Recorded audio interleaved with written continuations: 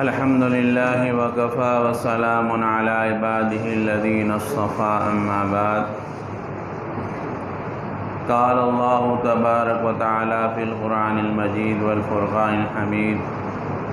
أعوذ بالله من الشيطان الرجيم بسم الله الرحمن الرحيم لقد من الله على المؤمنين إذ بعث فيهم رسولا من أنفسهم يتلو عليهم آياتك ويزكيهم ويعلمهم الكتاب والحكمة۔ محترم دوستو، بزرگوں، یہ مہینہ ماہ ربیع الاول کا چل رہا ہے، جس میں سرور کائنات فخر دو عالم ہمارے رسول سارے رسولوں کے سردار حضرت محمد مصطفیٰ صلی اللہ علیہ وسلم کی ولادت باسعادت ہوئی۔ اللہ تعالیٰ نے اس کو قرآن پاک میں احسان سے تذکرہ فرمایا ہے۔ دنیا میں بھی آدمی، باپ اپنے بیٹوں کو، مالک اپنے نوکر کو، استاد اپنے شاگرد کو، اور حکومت اپنے کارندوں کو اور اپنی پرجا کو اپنے احسانات جتاتی، ہم نے یہ کیا، یہ کیا، یہ کیا۔ خالق کائنات اللہ تبارک و تعالی اس کو احسان جتلاتے ہیں، احسان بتلاتے ہیں۔ لقد من اللہ علی المؤمنین، کہ اللہ نے احسان کیا ایمان والوں پر، کہ جب کہ ان میں سے ایک نبی کو بھیجا۔ اس نبی کے بارے میں اللہ تبارک و تعالی نے توریت میں، انجیل میں، زبور میں، جو حضرت داؤد علیہ السلام کی کتاب اتاری گئی حضرت داؤد علیہ السلام پر، اس میں بھی اللہ کے رسول کے اوصاف ہے، تذکرے ہے۔ یہاں تک کہ اللہ کے رسول کے جو ساتھی ہے، صحابہ جن کو کہا جاتا ہے، ان کے بھی اوصاف ہے۔ حضرت عمر کے، حضرت ابوبکر صدیق رضی اللہ عنہما کے، کہ ان کے ساتھی کیسے ہوں گے، ان کی بول چال، ان کا جسم، ان کا چہرہ، ان کے اخلاق کیسے ہوں گے، وہ سارے تذکرہ ہے۔ تو حضرت عیسیٰ علیہ السلام کے ذریعے بھی اس نبی کی خوشخبری دی گئی، قرآن پاک میں ہے، مبشرا برسول یأتی من بعد اسمہ احمد، کہ وہ خوشخبری دینے والے تھے اپنے بعد ایک نبی کی جن کا نام احمد ہوگا۔ ان کا آسمانی کتاب میں احمد نام ہے، اور یہاں ان کی والدہ نے نام رکھا ہے محمد۔ احمد اور محمد دونوں کے سیم معنی ہوتے ہیں۔ محمد جس کی تعریف کی جائے، اور احمد جو زیادہ تعریف کرنے والا ہو۔ تو یہ اللہ کے رسول کے پیدا ہونے کا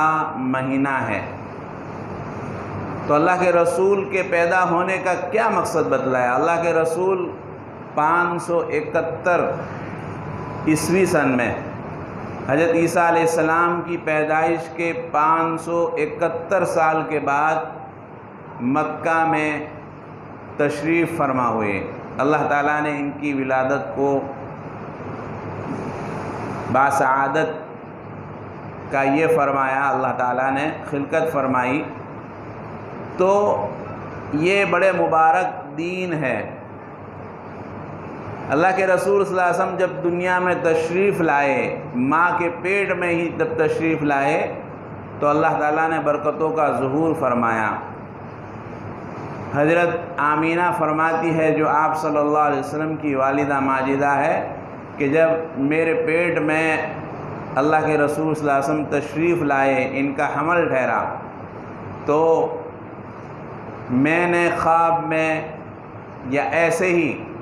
بصرہ کے محلات اور شام کے محل دیکھے، بڑے بڑے محل،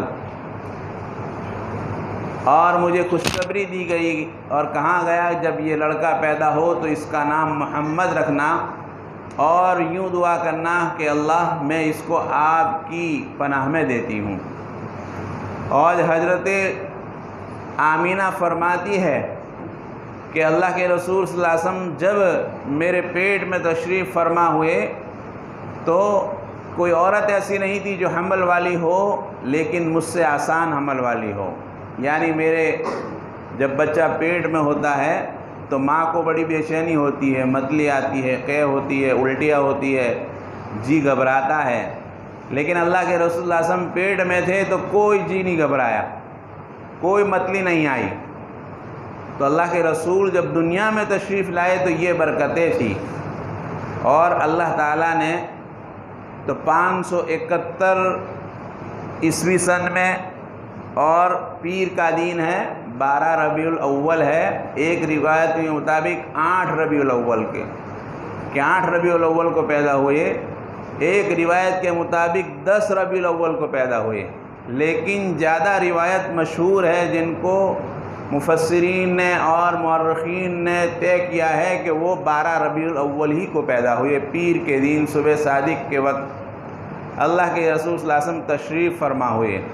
اور جب پیدا ہوئے تو حضرت آمینہ فرماتی ہے کہ اللہ کے رسول صلی اللہ علیہ وسلم اپنے ہاتھ کے سہارے ہوئے، ہاتھ کے سہارے لیتے ہوئے، اور جب پیدا ہوئے تو اپنے مٹھی میں مٹی لی اور آسمان کی طرف دیکھا، اور اللہ کے رسول صلی اللہ علیہ وسلم یہاں پیدا ہوئے ہیں تو کسریٰ کے محل کے 14 کنگورے تھے، ٹولے تھے جو بناتے ہیں برج، وہ گر گئے۔ اللہ کے رسول کی یہ تھی معجزہ، نہیں کہا جاتا اس کو معجزہ، بعد میں کہا ان کے اللہ کے رسول کے دنیا میں جب نبی کو نبوت جو دی جاتی ہے، نبوت تو پہلے سے طے ہوتی ان کو دینا ہے، لیکن دنیا میں جب ان کو 40 سال کے بعد نبوت کا جو یہ دیا جاتا ہے، تمغہ دیا جاتا ہے، اس کے بعد جو نبی کے ہاتھ سے ایسی باتیں ہو جو دوسرے نہ کر سکے اس کو معجزہ کہا جاتا ہے۔ اس سے پہلے جو ایسے کام ہوتے ہیں جو دوسرے نہ کر سکے اس کو ارہاسات کہا جاتا ہے ہماری اسلامی شریعت کی بھاشا میں، ڈکشنری میں۔ تو اللہ کے رسول صلی اللہ علیہ وسلم عام الفیل کے اندر جس وقت کہ ابرہہ اپنے بڑے لشکر کو لے کر آیا اور مکہ کی اینٹ بجانے کو، مکہ کی اینٹ سے اینٹ بجانے کو آیا تھا کہ مکہ کی ایک ایک اینٹ کو توڑ دے بیت اللہ کو، اس سال میں اللہ کے رسول صلی اللہ علیہ وسلم اس دنیا میں تشریف فرما ہوئے۔ تو پیدا ہونے کے ساتھ جو کسریٰ کے محل کے 14 کنگورے تھے، ٹولے تھے، وہ ٹوٹ گئے، ایسے ہی زلزلہ آ گیا، اور وہاں پر ایک آگ سلگتی تھی 1000 سال سے۔ مجوسی لوگ تھے، مجوسی آگ کی پوجا کرتے ہیں جن کو ہم یہاں پارسی کہتے ہیں، وہ 1000 سال سے برابر آگ سلگتی تھی، اس کو بجھنے نہیں دیتے تھے، وہ اللہ کے رسول کی تشریف فرما ہونے سے آگ بجھ گئی۔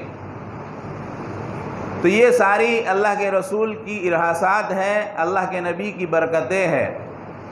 اور جیسے یہاں پیدا ہوئے ان کو دودھ پلانے کے لیے حضرت آمینہ نے دودھ پلایا،